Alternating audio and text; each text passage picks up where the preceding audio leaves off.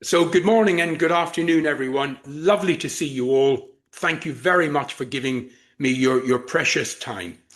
Today, I want to talk about a very interesting subject, a subject that actually I think I can honestly say is on people's minds a lot of the time. Income, wealth, money, finances, that sort of thing. So raise your hand if you've ever been worried about money. And I've definitely been there. And now keep it up if you're ready to stop worrying and start creating.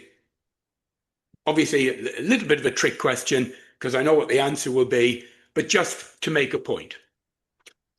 Here's another trick question.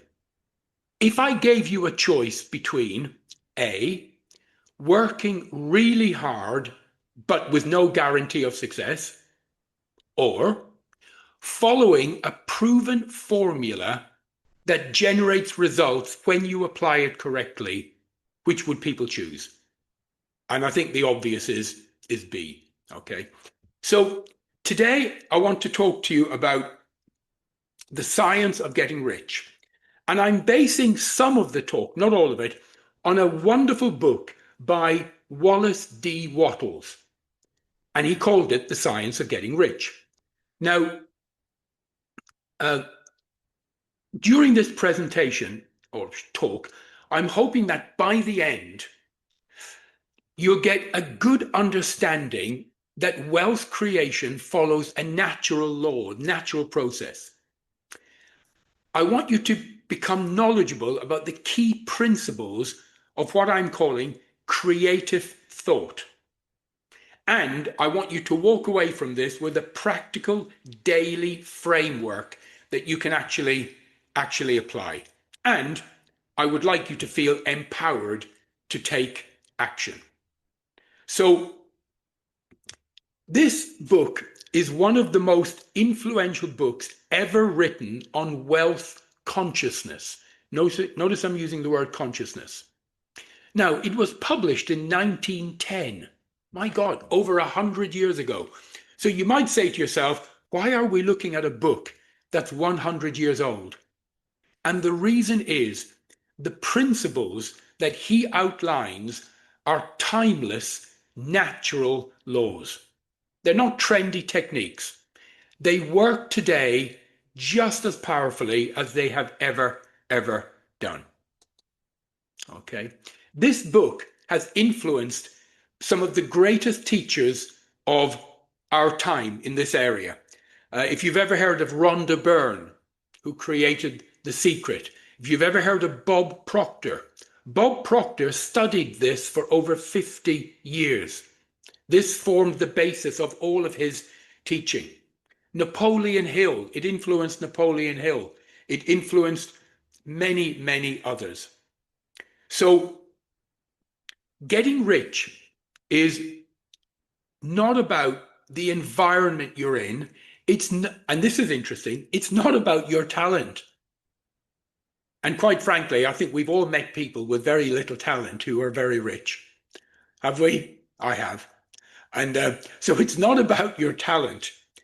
It's about getting the results you want or need by doing things in a certain way, a way that actually works. Okay. This guy, Wallace, he struggled financially for much of his life. And then he discovered these principles and he called it a science. And everything changed. Within a few years, he went from poverty to incredible wealth. And he wrote this book because he wanted to share what he learned so others would not have to struggle the way that he did. And what's remarkable about him is that he didn't just theorize, he lived these principles. His daughter, she later said that he practiced exactly what he preached every day. And the results speak for themselves. So he was not a philosopher, he was a practitioner. And that's what I want all of us here to become. He tested these ideas in his own life every single day. So this is not about mysticism. This is not about anything weird. This is about a science that you can apply to your life. Okay. So let's start by what might be his biggest statement. He said, you have a right to be rich. Very important that you have a right to be rich. Now, some people, when I tell them this, and I've been speaking about this for years, I came across this guy and I read his book when I was in my middle to late 20s, and it changed my life completely in relation to finances, income, and wealth, because I started applying things as soon as I learned them. I think I was about 27, 28 when I first came across him, right? And I've been teaching this for years, and when I teach this, sometimes people push back and they say things like, poverty is a noble thing. God loves the poor. Wanting to be wealthy is greedy. Rich people are crooks. You know, I've heard all of this, and none of it is true. Now, he is not saying that money is everything. He's saying that without sufficient resources, you cannot fully develop your own potential. And you can't serve others effectively. I mean, look, you've all been on an airplane and you know the routine. If the oxygen mask drops down and you have a child, who do you put the mask on first? The rule says you put it on yourself, because you cannot help anyone else if you are disabled. So if you are a coach, how can you help more people and help them consistently if you yourself are always worried about paying your bills? If you are a parent, how can you give your children massive opportunities in life if you are living in poverty? You can't. So this is not about greed. Please understand that. This is about growth. It's about stewardship. It's about having the resources to do the work that you're called to do. And again, you know, I've heard the saying, money is the root of all evil. Has anyone ever heard that? Hands up. Anyone? Money is the root of all evil? Yeah. That's not the saying. The actual correct saying in the book is the love of money is the root of all evil, not money. So big difference. You know, then people say, oh, rich people are greedy. Well, some are, but so are some poor people. Wealth reveals character. It doesn't create it. You see, I've always said that money is an accelerator. It will make you more of what you already are. Money will make a good man better and a bad man worse. So just remember that. It will make a good man better and a bad man worse. Other times people say, oh, spirituality isn't about focusing on money. You shouldn't focus on money. Well, let me help you here. True spirituality includes all aspects of life, which includes finances. So you have a right to be rich. Wealth allows you to fully develop. And this is about growth, not greed. Okay. So wealth is governed by exact laws. It's not about luck or chance or being in the right place or having special talents or even choosing the right business. It's all about following natural laws. Thinking in a certain way, acting in a certain way, creating, not competing. Okay. So what does he mean by that? We've seen this 100 times, 1,000, 1,000,000 times. If you give two people with exactly the same education, the same resources, the same opportunities, time and again, one will get rich, one won't. Why is that? It's because one is doing things in a certain way. So it's not about, and this is very important, it's not about talent, it's not about the right business, it's not about the right location. We all know people with less talent who are wealthier, people in terrible businesses who thrive, people in tiny small villages who become millionaires. Okay. So this is interesting now. He talks about that there is a substance out there in the universe. And he calls it a substance, a stuff. That there's, and I've always taught for years that you become what you think about most of the time, and where you focus your attention, that's where your energy goes. So it's the same sort of idea that the universe is one unit. And when we think, when we have ideas, when we have feelings, when we have emotions, we are sending these out into the world like a fisherman would have a fishing rod, and he flicks it out and you reel it in. And you attract to you, this is so important, you attract to you people, places, opportunities, and things that are consistent with your major dominant thoughts. So you attract to you people, places, opportunities, and things that are consistent with your major dominant thoughts. So you just have to ask yourself, what am I thinking? You have to be aware of that. So looking at what Wallace says, there is a thinking stuff from which all things are made, and which in its original state fills the whole of the universe.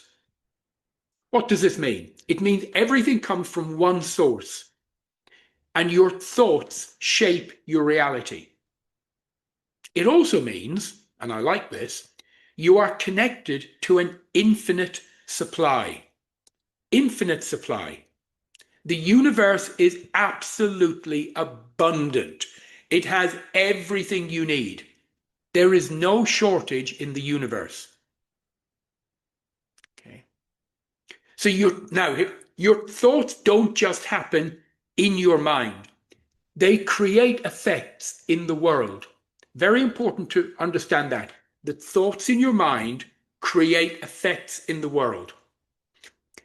When you think with clarity, with focus, with belief, you impress your thoughts onto this substance in the universe, and it begins to take the shape of your thoughts.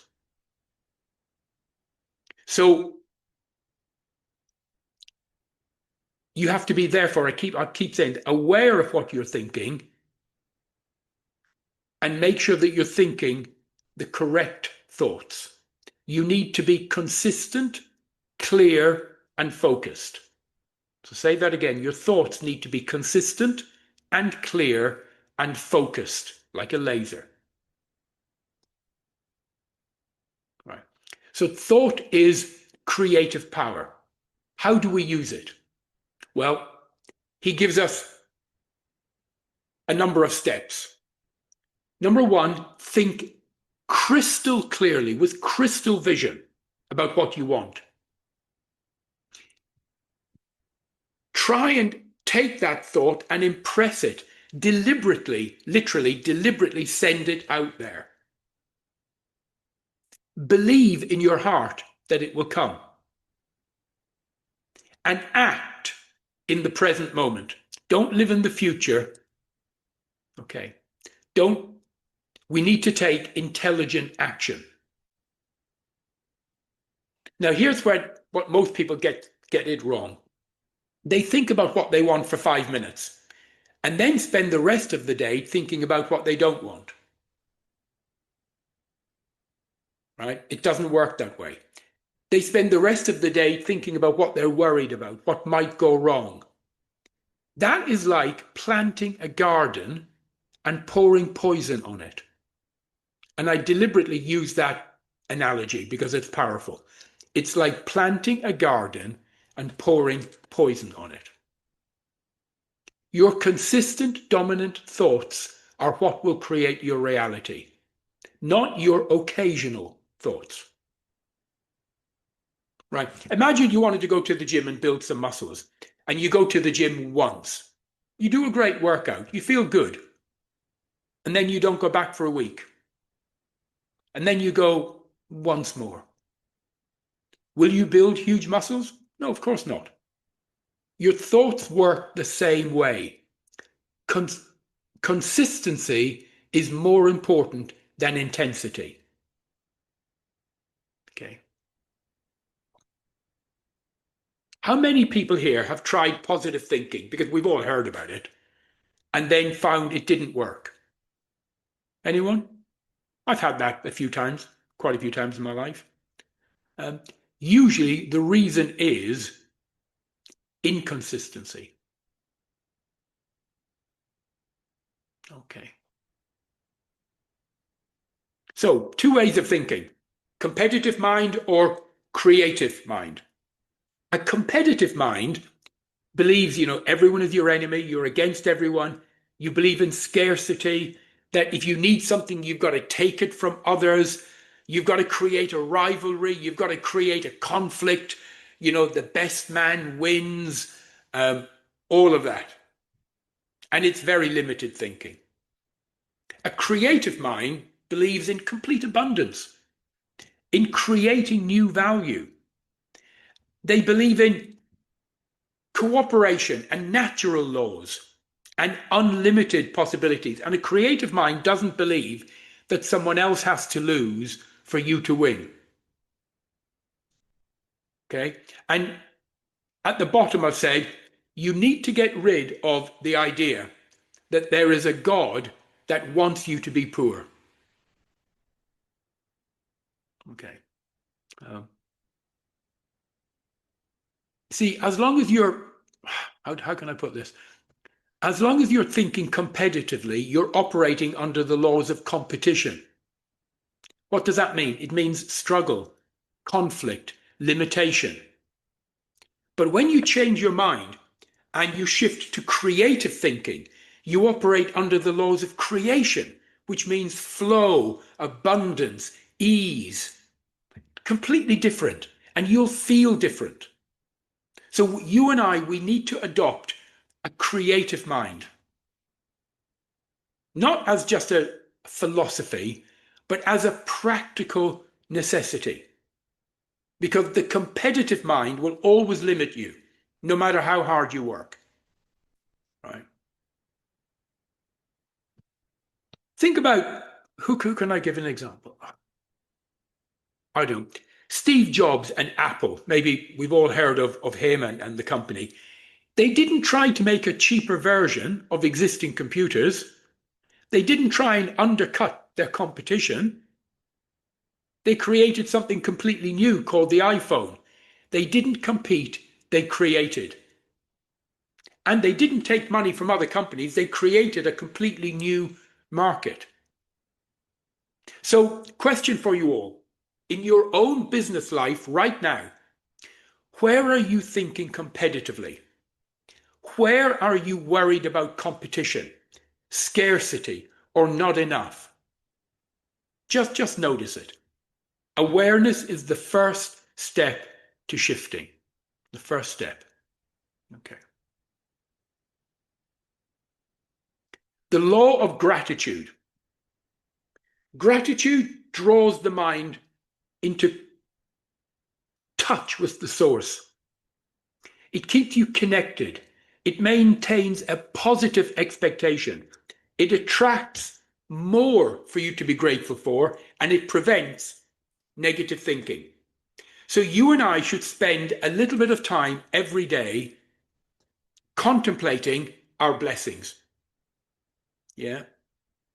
Gratitude is so important. It is the antidote to negative thinking. You cannot simultaneously be grateful and worried. It actually is impossible. Say that again. You cannot simultaneously be grateful and worried. So choose one. Okay. And what do we mean about gratitude? We don't just mean gratitude for what you've got now, but also gratitude for what is coming to you. So you should feel grateful in advance for your vision manifesting. I hope you understand what I mean about that. You feel grateful in advance for your vision manifesting. Okay. You know, you can think of some simple things you're grateful for right now, not big things. Maybe your morning coffee, which I'm very grateful for. I like my coffee. A kind word that someone said. Your health. Feel it. Now think of something you want that hasn't yet happened and feel grateful as if it is already on the way to you.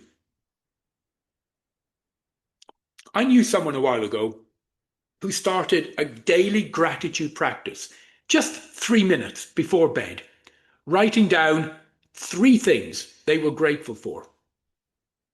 It took them minutes, maybe not even minutes. Within 6 months, his entire life transformed. Not because gratitude magically created stuff, but because it shifted his focus, his energy, and his actions. And he started noticing opportunities that he would have missed before.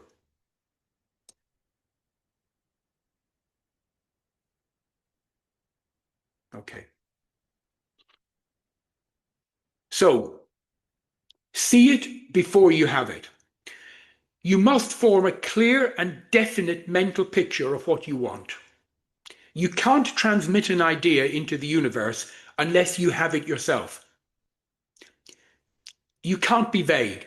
You must know exactly, that's why I've put it in capitals, exactly what you want. You must be able to see it in vivid detail, hold the image constantly, feel as if it is already yours. Vague desires produce vague results. Clarity creates reality. You know, if you want a house, what house?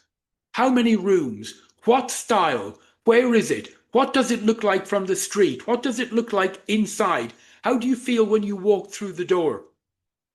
It must be crystal clear. If you want a certain income, what income? What is the exact number? What does that allow you to do? How does your day look like after you're earning that?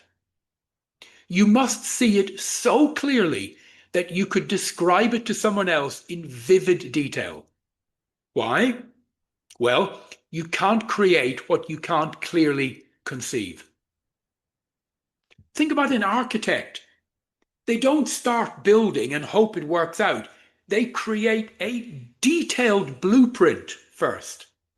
Your mental picture is your blueprint. And people change all the time. You know, one day they say, I want a beach house. Next day, I want a house in the mountains. Next, I want a house in the city. No, you must be clear and consistent and very specific. So pick your vision and hold it steady. When we finish this talk, I want you to do a little exercise, take 60 seconds, close your eyes, obviously not if you're driving, okay? Picture one specific thing you want and see it clearly. Notice the details. Feel what it's like to have it. Open your eyes. How clear was it? Okay. The power of purpose. Here's a subtle point, but an important one. We need to use our will to hold the vision, but not to force the outcomes. What does that mean? Your willpower is for keeping your mind focused.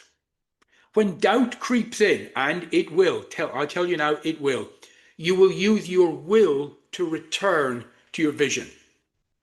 When appearances in life seem to be against what you want, you will use your will to keep believing. When you're tempted to worry about how it will happen, you will use your will to let go and trust the process. But do not use your will to force specific how, specific when. That's where most people get stuck. So form your vision, hold it with faith, and take inspired action, and let the universe sort the rest out.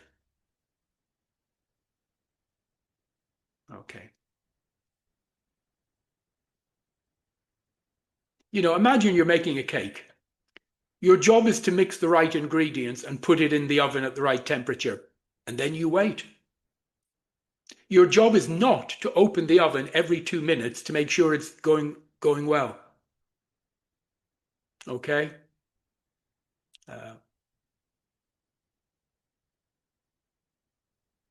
Okay, so action is essential. Do all that you can today and try and do each act in a successful way. Put your whole mind into the present action. The power of excellence. Don't wait for a big opportunity.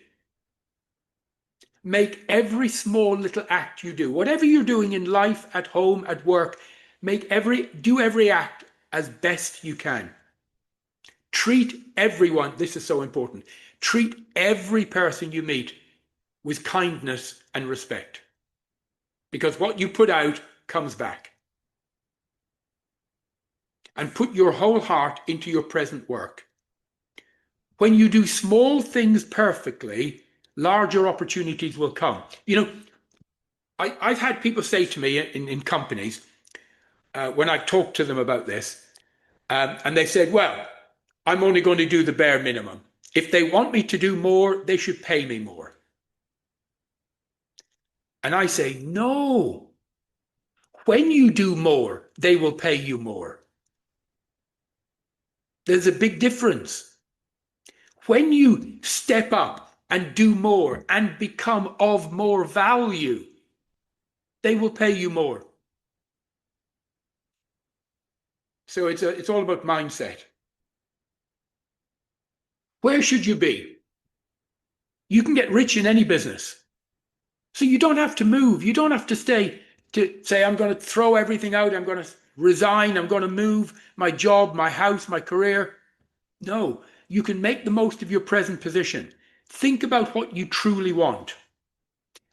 And just be aware of what's happening around you, because opportunities will start to appear. So don't change your circumstances, change your thinking, and your circumstances will follow. This comes back to you've heard the expression, the grass is always greener on the other side. People think, if I move town, if I move house, if I move country, my life will be so much better. It's not always the case, because you're bringing you with you. You're bringing your thoughts, your thinking. And I don't mean to be unkind with what I'm about to say next, but most people in life suffer from a disease. It's a disease I call stinking thinking. And most people need a checkup from the neck up. Okay?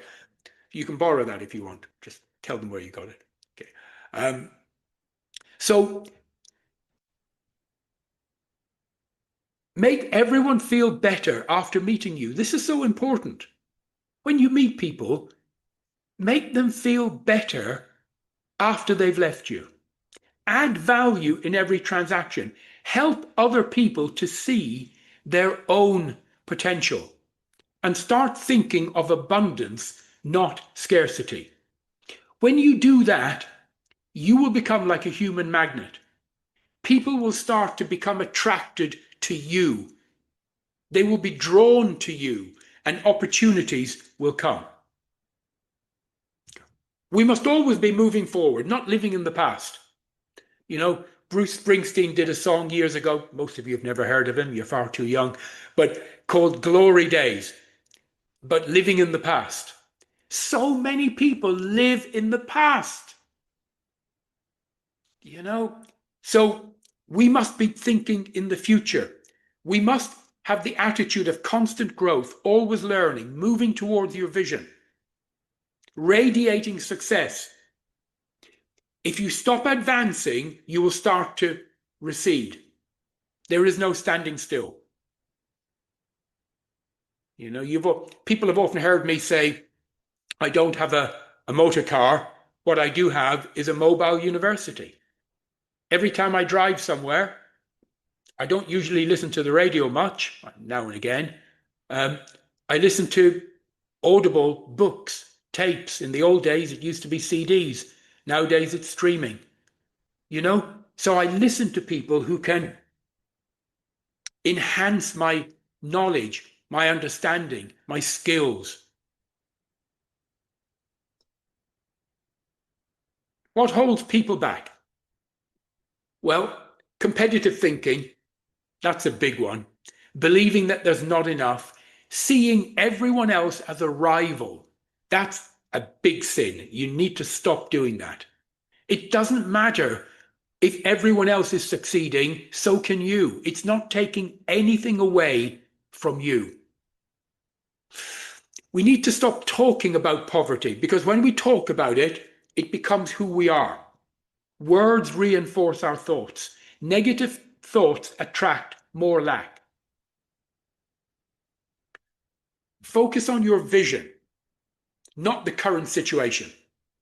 So always focus on the vision, not what you're experiencing right now. Don't try and force outcomes, and don't doubt the process. I cannot say this strongly enough. The process works. I use affirmations a lot. Affirmations I found are very powerful to keep me thinking in the right way. So step by step. Number one, believe that the universe out there will create everything for you. Know that it will respond to your thoughts. So respond to thoughts. Then create a clear picture, form a really definite vision of what you want. Hold this vision in your mind, ongoing. Be very grateful. Act in the present moment with purpose. Try and do everything that you do, whether it's at work, at home, as successfully as you can. Give more value than you take. And always move forward in your mind. If you follow these steps with certainty, you'll get rich. You'll get what you want. So, to begin to sum things up, there is a science of getting rich. It is based on natural laws. Your thought is a creative power. We need to hold a clear vision with belief and faith. Practice gratitude. Act as efficiently as you can all the time. Give more than you take, and always be moving forward. Okay, so last two.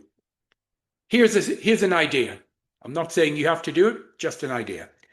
In the morning, review your current mental picture, feel gratitude for what you have and for what's coming, and set an intention for the day. Throughout the day, maintain your vision. Use affirmations, use whatever you need. And then in the evening, review your day and reaffirm your vision with gratitude.